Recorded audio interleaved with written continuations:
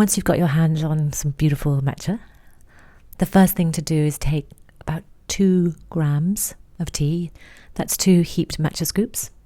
One tip, do warm the bowl before you start so that you don't get cold matcha. Fine sieve them through a tea strainer into your matcha bowl. Then add a little bit of cold water, about 10 ml. And using your whisk, make a lovely fine paste. That's just to suspend all the tea in the water and make sure there are no lumps. Now you're ready to add the hot water. You need about 60-70 ml of hot water at about 70 degrees.